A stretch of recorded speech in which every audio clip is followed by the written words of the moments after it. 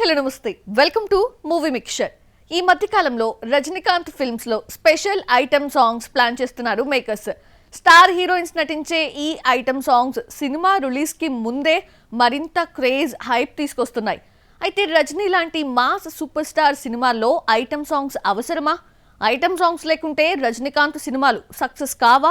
Cinema songs అంటే అందరికీ ఇష్టం. అందులోనూ ఐటమ్ సాంగ్స్ అంటే స్పెషల్ క్రేజ్. సినిమా కథనాలను డిస్టర్బ్ చేయకుండా సెకండ్ హాఫ్ లో సినిమా గ్రాఫ్ పెంచేలా ఐటమ్ సాంగ్స్ ప్లాన్ చేస్తూ ఉంటారు మేకర్స్.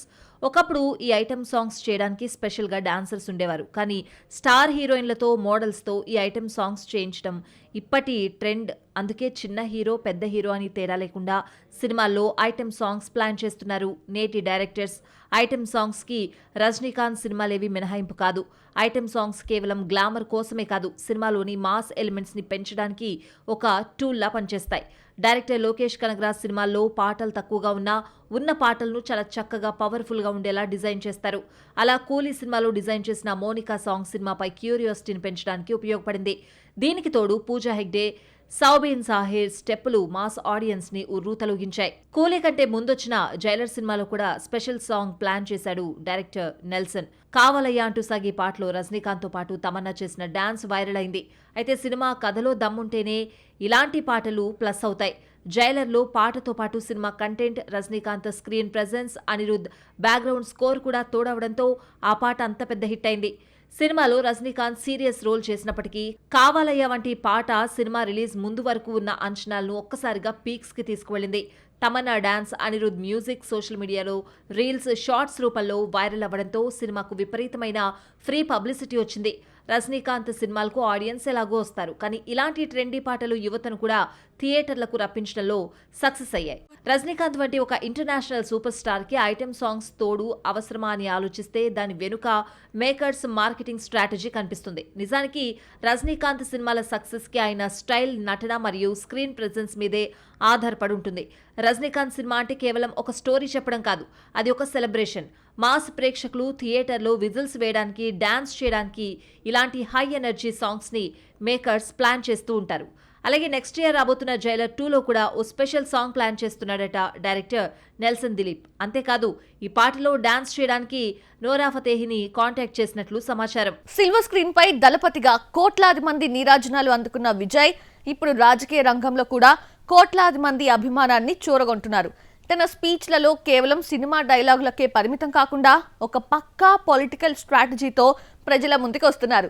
ముఖ్యంగా తన హీరోగా నటిస్తున్న జననాయగన్ సినిమాలోని పాటలు ఆయన పొలిటికల్ కెరియర్కి ఒక ఊపునిస్తున్నాయి. జననాయగన్ గా విజయ్ వేస్తున్న అడుగులకి తన సినిమా పాటలు ఎలా సపోర్ట్ చేస్తున్నాయో ఇప్పుడు చూద్దాం. సినిమా, రాజకీయాలు విడదీయలేనంతగా పెనవేసుకున్న తమిళనాడులో దళపతి విజయ్ తన జననాయగన్ చిత్రంలోని పాటలను ఒక రాజకీయ అస్త్రంగా వాడుకుంటున్నారు. ఈ పాటల్లోని సాహిత్యం సామాన్యుడి ఆశలను, అవినీతిపై ప్రజల ఆగ్రహాన్ని ప్రతిబింబిస్తున్నాయి. ముఖ్యంగా యూత్కి ఇన్స్పిరేషన్ ఇచ్చేలా ఉన్న ఈ సాంగ్స్ దళపతి పొలిటికల్ కెరీర్కు భారీ బూస్ట్నిస్తున్నాయి.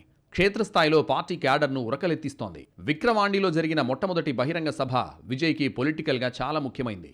లక్షలాదిగా తరలివచ్చిన అభిమానుల సాక్షిగా విజయ్ తన పార్టీ సిద్ధాంతాలు, ప్రజలకు ఏం చేస్తాము, తమ ఐడియాలజీని స్పష్టంగా ప్రజల ముందు ప్రకటించారు. ఇది కేవలం ఒక సభ మాత్రమే కాదు, పొలిటికల్గా తమిళనాడు రాజకీయాల్లో తన ఎంట్రీని అఫీషియల్గా చెప్పిన సందర్భం. ఇక్కడే స్టార్ హీరో నుంచి ఒక లీడర్గా, ప్రజానాయకునిగా, జననాయకన్గా తన విశ్వరూపాన్ని విజయ్ ఇక్కడే ప్రదర్శించారు. సినీ ఇండస్ట్రీలో స్టార్ హీరోగా ఉన్న విజయ్ రాజకీయాల్లో మాత్రం తనను తాను ప్రజలకు ఒక సేవకుడిగా అభివర్ణించుకున్నాడు. తన రాజకీయ ప్రయాణం కేవలం పదవుల కోసం కాదని, ఇది ఒక రాజకీయ విప్లవం అని అభివర్ణించాడు. సెక్యులరిజం, వారసత్వ రాజకీయాలకు వ్యతిరేకత వంటి అంశాలను విజయ్ బలంగా వినిపించాడు.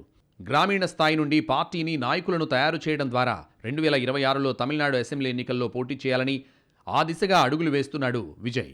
ఒక పొలిటికల్ లీడర్గా విజయ్ తీసుకునే ప్రతి నిర్ణయం, మాట్లాడే ప్రతి మాట ప్రజలకు మరింత చేరువయ్యేలా జననాయగన్ మూవీ పాటలను డిజైన్ చేయించుకుంటున్నాడు. దళపతి నుంచి జననాయగన్ వరకు విజయ్ ప్రయాణం ఒక సంచలనం. తన సినిమాల్లోని పాటల ద్వారా పలికిస్తున్న స్వరాలు, సభల ద్వారా కురిపిస్తున్న మాటలు తమిళ రాజకీయాల్లో సరికొత్త చర్చకు దారితీస్తున్నాయి. వెండి తెరపై కోట్లాది మందిని మెప్పించిన విజయ్ ఇప్పుడు పొలిటికల్ లీడర్గా ప్రజల గుండెల్లో చోటు సంపాదించడానికి సిద్ధమయ్యాడు. 2026లో పొలిటికల్గా ఏమాత్రం సక్సెస్ అయినా జననాయగనే విజయ్ చివరి సినిమా అయినా ఆశ్చర్యం లేదు. ప్రారంభం ఎలా ఉన్నా ముగింపు బాగుంటే వచ్చే ఏడాదికి మంచి బూస్ట్ అవుతుంది అని సినీ పరిశ్రమలో భావిస్తూ ఉంటారు. ఈ ఏడాది ముగింపు బాధ్యతలు ఒకటి కంటే ఎక్కువ సినిమాలే తీసుకోబోతున్నాయి. తెలుగు, తమిళ్, మలయాళం, కన్నడ ఇండస్ట్రీస్ కలిపి 7-8 సినిమాలు డిసెంబర్ ఆఖరి వారంలో రిలీజ్కి రెడీ అవుతున్నాయి. ఇందులో ఎన్ని సినిమాలు 2025కి సక్సెస్తో సెండ్ ఆఫ్ ఇస్తాయి, ఎన్ని సినిమాలు బాక్సాఫీస్ వద్ద చతికిల పడతాయి చూద్దామా? రోషన్, అనస్వర రాజన్ ప్రధాన పాత్రలో నటిస్తున్న చిత్రం ఛాంపియన్. పీరియాడిక్ బ్యాక్డ్రాప్లో తెలంగాణ ప్రాంత నేపథ్యంలో సాగే స్పోర్ట్స్ యాక్షన్ డ్రామా. ఒకవైపు దేశ స్వాతంత్ర పోరాటం ఉధృతంగా సాగుతుంటే మరోవైపు నిజాం సంస్థానంలో రజాకార్ల అరాచకాలు తారాస్థాయిలో ఉన్న సమయంలో జరిగే స్టోరీ ఇది. తన జాతి ఆత్మగౌరవం కోసం నిరంకుశ పాలనకు వ్యతిరేకంగా హీరో ఎలా నిలబడ్డాడో ఈ చిత్రంలో చూపించారు. 2025కి సెండ్ ఆఫ్ చెబుతూ ఈ సినిమా డిసెంబర్ 25న ప్రేక్షకుల ముందుకొస్తోంది. ఆది సాయి కుమార్ కథానాయకుడిగా వస్తోన్న శంభాల ఓ అతీంద్రియ శక్తి, ద మిస్టరీ థ్రిల్లర్ నేపథ్యంలో సాగే అడ్వెంచర్ డ్రామా. హిమాలయాల్లోని రహస్యమైన ప్రాంతంగా పిలువబడే శంభాల చుట్టూ సినిమా కథ తిరుగుతూ ఉంటుంది. ఈ నగరం యొక్క రహస్యాన్ని ఛేదించే క్రమంలో హీరో ఇన్వెస్టిగేటింగ్ ఆఫీసర్గా ఎదురయ్యే సవాళ్లను ఎలా సాల్వ్ చేశాడని చూపించారు. ఈ క్రిస్మస్కి శంభాల సినిమా థియేటర్లలో సందడి చేయనుంది. నటుడు శివాజీ ప్రధాన పాత్రలో వస్తోన్న దండోరా సోషల్ డ్రామాతో కూడిన చిత్రం. ఈ మధ్యకాలంలో డిఫరెంట్ క్యారెక్టర్స్తో హల్చల్ చేస్తున్న శివాజీ ఈ సినిమాలో ఒక పవర్ఫుల్ అండ్ ఎమోషనల్ రోల్లో కనిపిస్తున్నాడు. రాజకీయ అణచివేతకు గురవుతున్న ఒక వెనకబడిన గ్రామంలో జరిగే సంఘటన సమాహారం ఈ సినిమా. గతంలో ప్రజలకు సమాచారం చేరవేయడానికి దండోరా ఎలా ఉపయోగపడేదో ఈ సినిమాలో శివాజీ పాత్ర ప్రజల్లో చైతన్యం నింపడానికి అదే పద్ధతిని ఒక ఆయుధంగా వాడుకుంది. మోహన్ లాల్ ప్రధాన పాత్రలో నటిస్తున్న భారీ బడ్జెట్ పాన్ ఇండియా చిత్రం వృషభ. గత జన్మలో బద్ధశత్రువులుగా ఉన్న ఇద్దరు వ్యక్తులు ఈ జన్మలో తండ్రి కొడుకులుగా జన్మిస్తే వారి మధ్య రిలేషన్ ఎలా ఉంటుందని అద్భుతమైన యాక్షన్ డ్రామాగా రూపొందించారు మేకర్స్. ఆ పాత పగలు వీరిని ఎలా వెంటాడతాయనే ఆసక్తికరమైన పాయింట్తో దర్శకుడు నందకిషోర్ ఈ సినిమాను అద్భుతంగా తెరకెక్కించాడు. వృషభ కేవలం ఒక యాక్షన్ సినిమా మాత్రమే కాదు, ఇది భారతీయ పురాణాల స్ఫూర్తితో రూపొందిన ఒక ఆధునిక గ్రాండియర్. మలయాళంలో RDX వంటి బ్లాక్ బాస్టర్తో మంచి క్రేజ్ సంపాదించుకున్న యాంటోనీ వర్గీస్ పెపే, నివిన్ పౌలి నటిస్తున్న సినిమా సర్వం మాయ. ప్రపంచమంతా ఒక మాయ అనే తాత్విక కోణంలో ఈ సినిమా సాగుతుంది.